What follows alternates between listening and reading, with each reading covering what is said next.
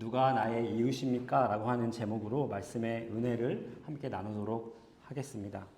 오늘 말씀의 주제를 먼저 말씀드리겠습니다. 내 이웃을 내 몸과 같이 사랑하라는 명령은 우리에게 율법의 높은 기준을 알려준다. 그리고 율법의 높은 기준은 우리를 은혜로 이끈다라는 것이 오늘 본문의 내용입니다. 오늘 우리가 보고 있는 비유는 예수님의 여러 가지 비유 중에서도 가장 잘 알려진 비유가 아닐까 생각이 됩니다. 이 비유는 보통 선한 사마리아인의 비유라는 이름으로 널리 알려져 있습니다. 교회뿐만 아니라 비기독교인들도 잘 알고 있는 그러한 비유입니다. 구글을 검색해보면 굿 사마리탄스라고 하는 이름을 검색해보면 그 이름을 가진 수없이 많은 자선단체가 있는 것을 볼 수 있습니다. 그래서 우리는 보통 선한 사마리아인의 비유를 동정, 컴패션, 체리티, 사회 정의 이런 것의 메시지로 이해하는 그러한 경향이 있습니다. 그러나 사마리아인의 비유 속에 이런 메시지가 전혀 없는 것은 아니지만 사실 사마리아인의 비유의 핵심은 자선이 아닙니다. 그런 의미에서 이 사마리아인의 비유는 아마도 가장 the most misunderstood parable이 아닐까 그렇게 생각도 해봅니다. 예수님은 이 비유를 통해 이 세상이 이해할 수 없는 하나님 나라의 비밀을 알려주기 원하셨습니다. 오늘 본문을 보면 한 율법 교사가 예수님께 나와서 이렇게 질문을 하는 것을 보게 됩니다. 선생님, 내가 무엇을 하여야 영생을 얻으리이까? 여기에서 율법 교사란 서기관을 말합니다. 서기관과 동일한 말입니다. 서기관이란 밤낮으로 구약 성경을 필사하는 사람이었습니다. 당시로서는 성경을 필사하는 사람들이 성경에 대해 가장 잘 아는 사람들이었습니다. 한 율법 교사가 서기관이 예수님께 와서 질문을 합니다. 무엇을 하여야 영생을 얻으리이까? Eternal life. 이것은 인생의 근원적인 질문이 아닐 수 없습니다. 그런데 우리가 여기에서 계속 진행하면서 놓치지 말아야 할 것이 있습니다. 이 율법교사의 질문입니다. 율법교사의 질문은 내가 무엇을 하여야 합니까? 영생을 얻기 위해 무엇을 믿어야 됩니까? 어디에 가야 됩니까가 아니라 영생을 얻기 위해 무엇을 하여야 합니까? 라는 것이 율법교사의 질문이었다는 것입니다. 유대교는 행위의 종교입니다. 그래서 무엇을 하는가가 항상 중요했습니다. 율법 교사에게 예수님께서 이렇게 물으십니다. 기록되었을 때 내가 율법에 무엇이라 기록되었으며 내가 어떻게 읽느냐? 성경이 무엇이라고 말하느냐고 율법 교사에게 묻습니다. 그러자 율법 교사가 이렇게 대답합니다. 대답하여 이르되 내 마음을 다하며 목숨을 다하며 힘을 다하며 뜻을 다하여 주 너의 하나님을 사랑하고 또한 내 이웃을 내 자신같이 사랑하라 하였나이다.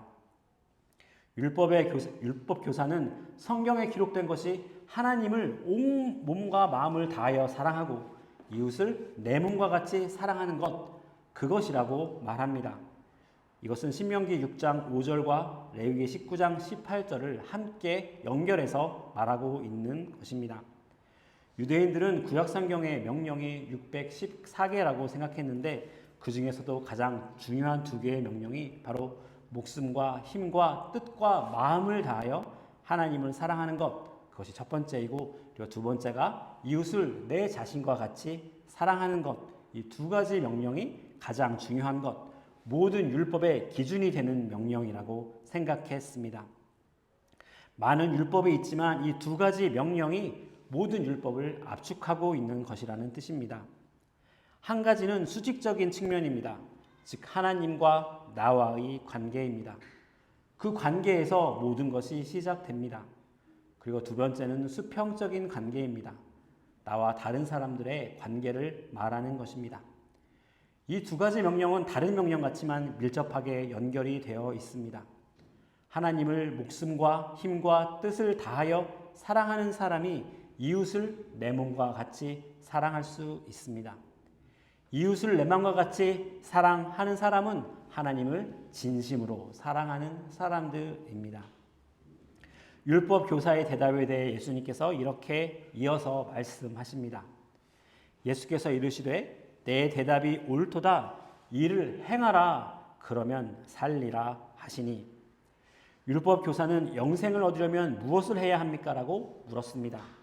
예수님은 하나님 사랑과 이웃 생활을 실천하라. 그렇게 말씀하십니다. 목숨과 힘과 뜻을 다해 하나님을 사랑하는 일, 그리고 이웃을 내 몸과 사랑하는 일, 그것들을 실천하면, 그것을 행하면 영생을 얻는다는 것이 예수님의 답변입니다. 어쩌면 여러분들 중에는 이런 생각을 하실 분도 계십니다. 아니, 복음은, 예수님은 행위가 아니라 은혜로 받는 것이라고, 그렇게 영생이 은혜로 받는 것이라고 말씀하셨는데 여기에서 행동으로 구원받는다고 예수님께서 말씀하시는 것인가? 이런 생각을 하실 분도 계십니다. 사실 여기에 오늘 비유에 역설이 있습니다. 조금 더 이게 무슨 뜻인지, 예수님의 의도가 무엇인지 조금 더 살펴보도록 하겠습니다. 29절을 보면 그 사람이 자기를 옳게 보이려고 예수께 여짜오되 그러면 내 이웃이 누구니이까? 유대교는 무엇을 해야 하는가, 무엇을 하지 말아야 하는가에 대한 행위의 종교입니다. 율법이라는 것은 기본적으로 내가 직접 무엇인가를 하는 것에 대한 종교입니다. 그래서 행해야 한다면, 그 율법을 행해야 한다면 구체적인 지침이 필요했습니다. 바운더리가 필요했습니다. 그것을 알고 있기 때문에 서기관은 지금 예수님께 누가 이웃인지 묻는 것입니다. 이 질문은 내가 사랑하지 않아도 되는 사람은 누구입니까? 라는 질문과도 같습니다. 내 이웃을 내가 사랑해야 구원을 얻는다면 내가 사랑해야 하는 사람은 누구이고 사랑하지 않아도 되는 사람은 누구입니까? 그 사실을 알아야 되는 것입니다. 라고 말하고 있는 것입니다. 당시 이스라엘을 핍박하고 있던 로마 군인도 이웃입니까? 그들도 내가 나와 나의 자신과 같이 사랑해야 합니까? 하나님을 믿지 않는 이방인들도 이웃입니까? 이웃의 범위가 도대체 어디입니까? 이렇게 서기관이 묻고 있는 것입니다. 아주 현명하고 합당한 질문입니다. 이웃 사랑을 행하는 것이 영생의 조건이라면 이웃이 누구인지 아는 것만큼 중요한 일이 없다는 것입니다. 그리고 이 맥락에서 예수님께서 우리가 잘 알고 있는 소위 선한 사마리아인의 비유, Parable of Good Samaritan의 이야기를 하고 계십니다. 이 선한 사마리아인의 비유 속의 이야기를 한번 살펴보도록 하겠습니다. 이 비유 속에는 한 남자가 등장합니다. 그 남자는 예루살렘을 떠나 여리고로 가고 있었습니다. 예루살렘으로부터 여리고에 걸어가는 길은 대략 28km 떨어져 있는 매우 험난한 길이었습니다. 예루살렘과 여리고의 해발 고도는 900m 정도 차이가 납니다. 예루살렘은 언덕 위에 있고 여리고는 해발 언더 더 시 레벨에 있었습니다. 바다보다도 낮은 위치에 있는 것이 여리고였습니다. 예루살렘에서 여리고로 가는 길은 계속해서 내려가는 길이었을 것입니다. 아마도 이 사람은 유대인이었을 가능성이 큽니다. 예루살렘에서 예배를 드리고 집으로 돌아가고 있는 중이었을 것 같습니다. 이 남성은 예루살렘에서 여리고를 향해 계속해서 내리막을 가고 있다가 강도를 만나게 됩니다. 실제로 당시에 이 길 위에서 강도를 당한 사람들이 많았다고 합니다. 30절을 보면 예수께서 대답하여 이르시되 어떤 사람이 예루살렘에서 여리고로 내려가다가 강도를 만나매 강도들이 그 옷을 벗기고 때려 거의 죽은 것을 버리고 갔더라. 강도를 만난 그 사람은 거의 죽게 되었습니다. 의식을 잃고 움직일 수 없는 상태가 되었습니다. 옷은 발가벗겨지고 맞아서 반쯤 죽은 상태로 길 위에 누워있는 한 사람이 있었습니다. 31절과 32절을 보면 마침 한 제사장이 그 길로 내려가다가 그를 보고 피하여 지나가고 또 이와 같이 한 레위인도 그곳에 이르러 그를 보고 피하여 지나가되 제사장은 오늘날로 치면 목사라고 할 수 있고 레위인은 전도사 정도 된다고 생각할 수 있을 것입니다. 그런데 이들 성직자들이 강도 만난 사람을 피해 갑니다. 왜 그랬을까요? 이 사람들이 특별히 나쁜 사람이었기 때문에 그랬겠습니까? 제사장들은 모세 오경을 잘 알고 있는 사람입니다. 하나님을 사랑하고 이웃을 내 몸과 같이 사랑하는 것이 중요한 일이라는 것을 알았습니다. 그런데 이들은 강도를 만나 길 위에 누워있는 사람을 피해서 가게 됩니다. 왜 그랬습니까? 여러 가지 해석이 있을 수 있는데 가장 그럴듯한 설명은 제사장과 레위인이 율법을 지키기 위해 강도 만난 사람을 피해 갔다는 것입니다. 도대체 이게 무슨 말입니까? 구약 성경은 정결한 것 그리고 율법적으로 정결하지 않은 것을 나누어서 설명합니다. 그 중에서도 죽은 시체는 정결하지 못한 것입니다. 만약에 누군가가 죽은 시체를 만지거나 접근하게 된다면 그 사람은 더러워지게 됩니다. 종교적으로 더러워진 제사장은 일정 기간 동안 성전에서 제사를 드릴 수 없게 됩니다. 그들은 자신의 종교적인 책임을 다하기 위하여 조심해야 했습니다. 조심해야 하는 그 상황에서 강도당한 사람을 도울 수 없었다는 것입니다. 그리고 세 번째로 사마리아인이 등장합니다. 사마리아인은 당시 유대인들이 가장 미워했던 사람들이었습니다. 가장 무시했던 사람들이었습니다. 사람들은 이 예화를 선한 사마리아인의 비유라고 이야기하지만 선한 사마리아인이라는 말은 성경에 한 번도 등장하는 말이 아닙니다. 1세기 유대인들의 머릿속에는 굿 사마리탄이라는 그런 표현 자체가 존재할 수 없었습니다. 세상에서는 굿 사마리탄이라는 사람이 존재할 수 없었다고 생각했습니다. 사마리아인은 원래 유대인들과 한 핏줄입니다. 그런데 600년 전쯤 나라를 빼앗기는 과정이 생기는데 그때 사마리아인들은 유대인들과 완전히 다른 길을 가게 됩니다. 유대인들은 그래도 하나님 백성으로 살기 위해 그렇게 고군분투하며 정체성을 지키게 되는데 사마리아인들은 이방인들과 결혼하고 핏줄이 섞이고 종교도 섞여서 완전히 다른 사람들이 되어버립니다. 유대인들은 이방인들보다 하나님을 전혀 모르는 이방인들보다 이렇게 섞여버린 사마리아인들을 더 미워했습니다. 오늘날 우리가 예수님을 전혀 믿지 않는 사람들보다 무신론자들보다 신천지 통일교와 같은 이단을 더 미워하는 것과 비슷하다고 말할 수도 있을 것 같습니다. 그렇게 서로 원수처럼 싫어하던 관계가 400년이나 되었습니다. 근데 그 사마리아인이 쓰러진 유대인 곁을 지나가게 됩니다.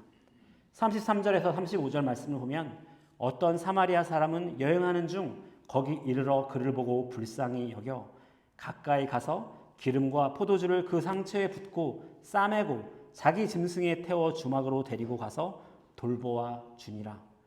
그 이튿날 그가 주막 주인에게 데나리온 2를 내어주며 이르되 이 사람을 돌보아 주라. 비용이 더 들면 내가 돌아올 때 갚으리라 하였으니 종교 지도자들은 강도 만난 사람을 피해 갔는데 유대인들과 원수처럼 지내던 사마리아인, 유대인들이 무시하던 사마리아인은 강도당한 사람을 그냥 지나치지 못합니다.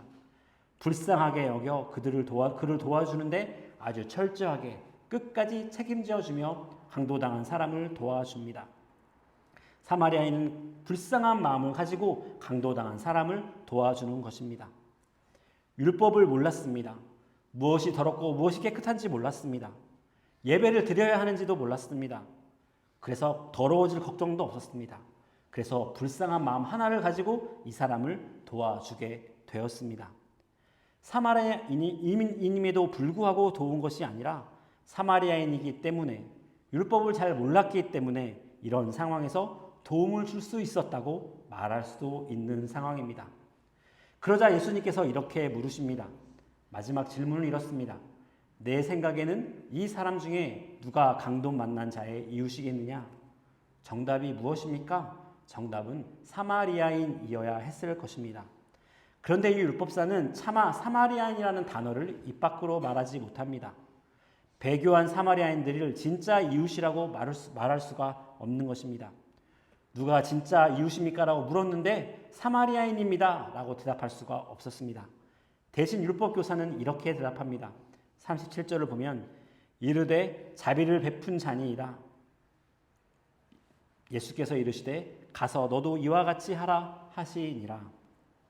율법 교사는 예수님의 비유 속에 진짜 이웃은 자비를 베푼 자라 이렇게 말할 수밖에 없는 것입니다. 그러자 예수님께서 이와 같이 하라 그렇게 말씀하십니다.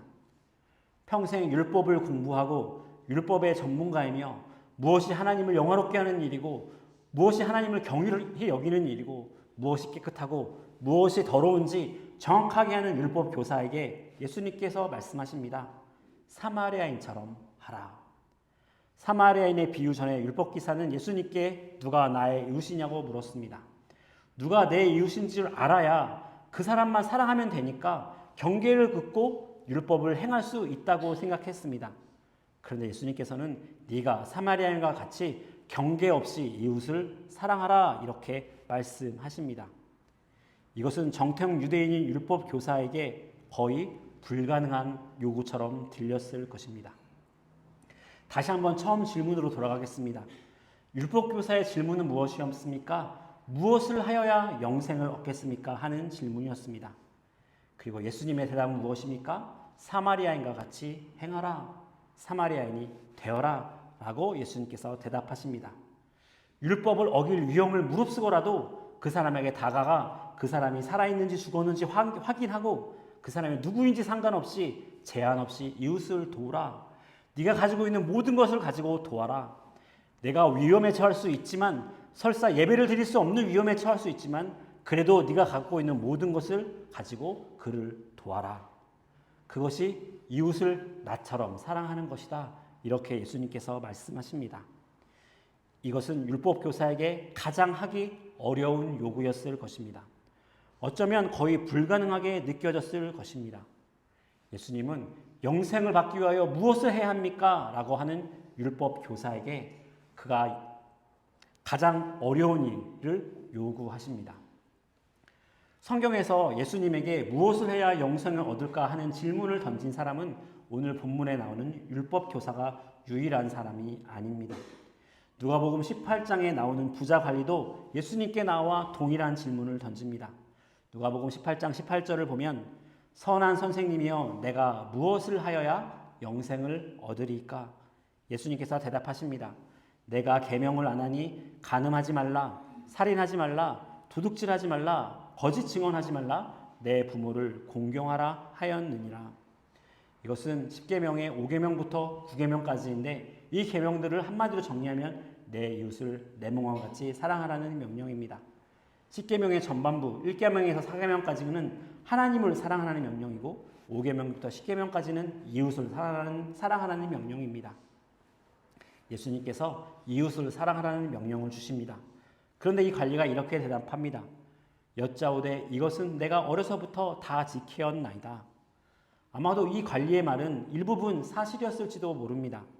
실제로 어렸을 때부터 이런 계명들을 기억하고 다 지켰을 것입니다. 살인하지 않았을 것이고 간음하지 않았을 것입니다. 그러나 진짜로 이 율법 뒤에 있는 이웃을 내 몸과 같이 사랑하라는 계명을 완전히 지킨 것일까요? 예수님은 산상수훈에서 10계명의 진짜 의미를 풀어주십니다. 10계명은 무엇보다 마음의 문제입니다. 미워하는 마음도 살인이고 음욕은 간음입니다. 영생을 얻기 위해 내가 율법이 요구하는 것을 다 했습니다라고 말하는 부자 청년은 내 이웃이 누구입니까? 라는 묻는 율법 교사와 같은 생각을 가지고 있는 것입니다. 내가 할 수 있는 바운더리가 있고 그 안에서 나는 율법을 다 행했습니다. 이웃을 사랑했습니다. 그렇게 말하고 있습니다. 내가 할 수 있는 경계를 정해놓고 그것만 하면 되지 않습니까? 이렇게 말하고 있는 것입니다. 그러나 예수님은 율법의 기준이 그들이 생각하고 있는 것보다 훨씬 높은 것이라고 대답하고 계십니다. 22절에서 예수님은 부자 관리에게 이렇게 말씀하십니다. 이르시되 내게 아직도 한 가지 부족한 것이 있으니 내게 있는 것을 다 팔아 가난한 자들에게 나눠주라. 그리하면 하늘에서 내게 보화가 있으리라. 그리고 와서 나를 따르라 하시니 율법은 이웃을 내 자신과 같이 사랑하라고 명령합니다. 가난한 사람들이 나 자신이라고 생각해 보십시오. 그렇게 생각하면 지금 내가 가지고 있는 재산을 나누어 주는 것이 전혀 아깝지 않을 것입니다. 이 말씀은 부자 관리에게 가난한 사람에게 네가 가진 재산을 다 나눠주라고 하는 이 요구는 사마리아 율법 교사에게 사마리아인처럼 행하라라고 했던 요구와 같은 요구입니다. 내 이웃을 내 몸과 같이 사랑하라는 일이 얼마나 어려운 일인지, 그것을 실제로 행하는 일이 얼마나 어려운 일인지를 예수님께서 말씀해주고 계신 것입니다. 그러니까 이 부자 관리가 어떻게 대답합니까? 23절 말씀을 보면 그 사람이 큰 부자이므로 이 말씀을 듣고 심히 근심하더라. 그 부자 관리는 그 일을 할 수가 없었습니다. 자신은 하나님이 말씀하시는 이웃을 사랑하라는 율법을 다 지켰다고 생각했지만 그러나 율법의 요구를 만족시킬 수 없었습니다. 율법 교사가 사마리아인이 될 수 없었던 것과 같은 이유입니다. 24절에서 25절 말씀을 보면 예수께서 그를 보시고 이르시되 재물이 있는 자는 하나님의 나라에 들어가기가 얼마나 어려운지 낙타가 바늘기로 들어가는 것이 부자가 하나님의 나라에 들어가는 것보다 쉬우니라 하시니. 그러자 그 주변에 있는 사람들이 예수님께 묻습니다. 듣는 자들이 이르되 그런즉 누가 구원을 얻을 수 있나이까? 예수님이 하시는 가르침을 듣고 제자들이 깜짝 놀랐습니다. 아니, 부자에게 모든 것을 다 다른 가난한 사람들에게 나누어주라, 이 명령을 받아들이지 못하는 부자를 보고 천국에 가지 못한다고 하시는 말씀을 보고 예수님의 요구가 무리인 것 같다고 생각했을 것입니다. 그러면 도대체 누가 구원을 받을 수 있겠습니까? 라고 이렇게 사람들이 묻고 있는 것입니다. 예수님께서 이렇게 답변하십니다. 무릇 사람이 할 수 없는 것을 하나님은 하실 수 있느니라. 이게 무슨 말입니까? 영생은 내가 무엇을 하는 것인지에 달려있는 것이 아니라 하나님이 무엇을 하는지에 달려있다는 것입니다. 영생이 내가 무엇을 하는지에 달려있다면 누구도 영생을 얻을 사람이 없습니다. 그러나 영생을 얻는 길이 하나님이 무엇을 하시는지에 달려있다면 누구도 영생을 얻을 수 있습니다. 유대인들은 영생을 얻기 위해 내가 무엇을 해야 하느냐고 물었습니다. 내가 무엇을 해야 합니까? 그것이 이들의 질문이었습니다. 그런데 예수님께서는 영생을 얻기 위해서 네가 해야 하는 일에 집중해서는 안 되고 하나님이 무엇이 하시는지를 보라고 말씀하시는 것입니다. 하나님의 기준은 높습니다. 사실 율법서가 말한 두 가지 계명을 다시 한번 생각해 봅시다. 첫 번째 계명은 내 마음을 다하며 목숨을 다하며 힘을 다하며 뜻을 다하여 주 너의 하나님을 사랑하라는 것입니다. 이것 핵심은 무엇입니까? 겉모양을 말하는 것이 아닙니다. 주일 예배를 참석해라, 헌금 생활 잘해라 라는 그 정도의 일이 아닙니다. 내 모든 것을 통하여 내 마음과 육체의 모든 것과 생명과 의지와 능력을 다하여 하나님을 사랑하라는 명령입니다. 여러분, 정직하게 우리가 이것을 완전히 행할 방법이 있습니까? 여러분, 지난주에 이것을 완전히 행했습니까? 두 번째 명령은 무엇입니까? 내 이웃을 내 자신같이 사랑하라는 것입니다. 여러분, 자신이 선하다고 생각하시는 분들 계실 겁니다. 저는 그렇게 생각합니다. 착한 사람이라고, 비교적 착하고 선한 사람이다, 그렇게 생각하는 경향이 저한테 있습니다. 누군가에게 동정을 베풀 수 있을 것입니다. 내가 100을 가지고 있으면 아마도 5 정도는 떼어서 다른 사람들에게 주는 것 아까워하지 않을 수 있습니다. 약간의 희생 정도는 할 수 있는 것입니다. 그런데 정말 내가 누군가를 내 자신처럼 사랑할 수 있습니까? 여러분 여러분 자신처럼 사랑합니까? 그렇지 못하다는 것이 정직한 대답입니다. 우리의 인생은 내가 해야 할 일들로 가득 차 있는 것 같습니다. 부모에게 잘해야 하고 자녀에게 잘해야 합니다. 일터에서도 잘해야 합니다. 하나님께서 여러분에게 그 많은 일들을 잘해내라고 명령하십니다.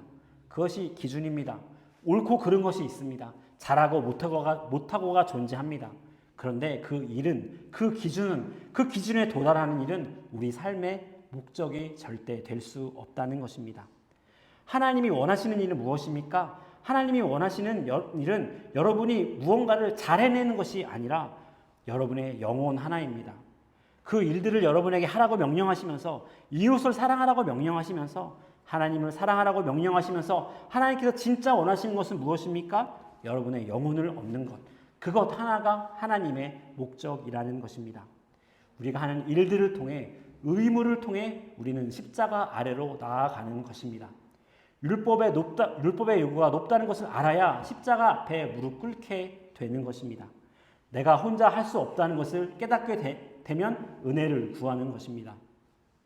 일은 중요합니다. 내가 무엇을 하는지는 중요합니다. 기준도 중요합니다. 그런데 우리를 향한 하나님의 목적은 그것이 아니라는 것입니다.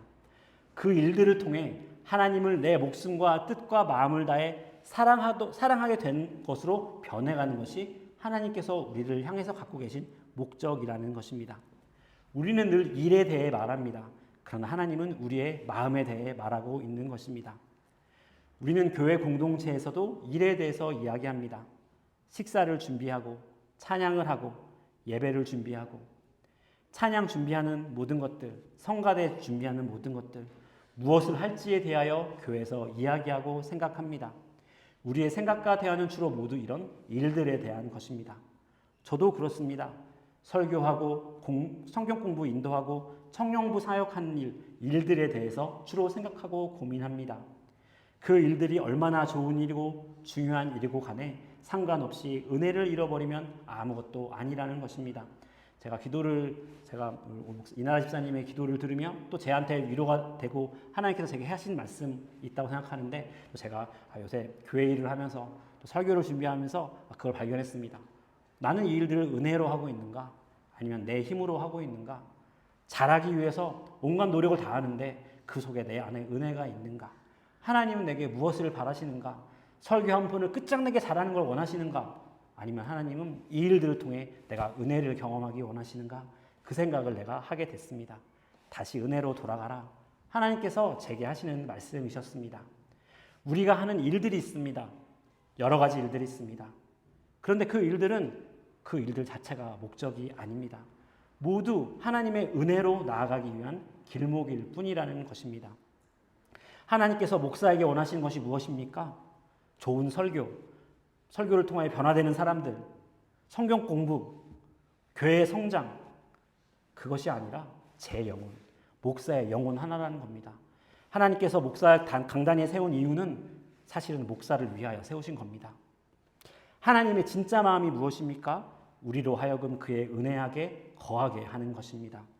목사도 그럴 텐데 여러분들에게는 어떻게 했습니까? 우리 앞에 있는 많은 일들, 여러분들 어깨 위에 얹어져 있는 많은 일들은 결코 하나님의 목적이 아닙니다. 그 일들을 하나님께서 하라고 명령하십니다. 일을 주시지만 하나님은 결국 그것들을 통해 우리를 은혜로 이끌기 원하십니다. 하나님의 은혜 속에 거하게 하는 것이 하나님이 우리를 향한 최종 목적이라는 것입니다. 무엇을 하든지 무엇이 기준이든지 그것들이 수단이 되어 마음과 목숨과 뜻을 다하여 하나님을 사랑하는 방향으로 우리 마음이 변해가고 이웃을 자신과 같이 사랑하는 그토록 마음이 변해가는 것, 그것이 하나님의 목적이라는 것입니다. 예수님께서 부자 관리에게 내 재산을 팔아 가난한 자에게 나누어 주라고 말씀하시는 것, 그것은 가난한 자들을 도우려고 하는 것이 아닙니다. 가난한 자들을 도와서 그들을 빈곤에서 벗어나게 하는 것이 하나님의 최종 목적이 아닙니다. 예수님께서 부자 관리에게 그 말씀하실 때 최종 목적은 부자 관리의 영혼을 얻는 것이었습니다. 하나님의 일을 보아라.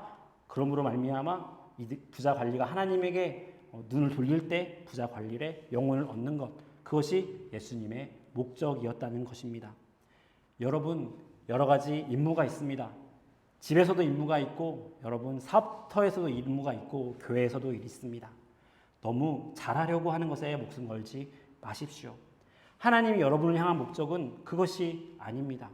그렇게 잘하려고 해서 무엇이 남습니까? 무엇이 남습니까, 여러분? 은혜가 남아야 합니다. 우리가 하나님께 구해야 하는 것은 은혜와 사랑입니다. 여러분 삶 속에서 교회 공동체 안에서 많은 일들을 하고 계십니다. 여러분 그 가운데 은혜가 있습니까? 아니면 그 짐에 눌려 계십니까? 여러분 어디에서나 항상 하나님이 주시는 은혜 안에 거하시기를 축복합니다. 그것이 여러분을 향한 하나님의 유일한 목적입니다. 우리 찬송가 218장 내 마음과 정성을 다하여서 찬송하시고 우리 기도하시겠습니다.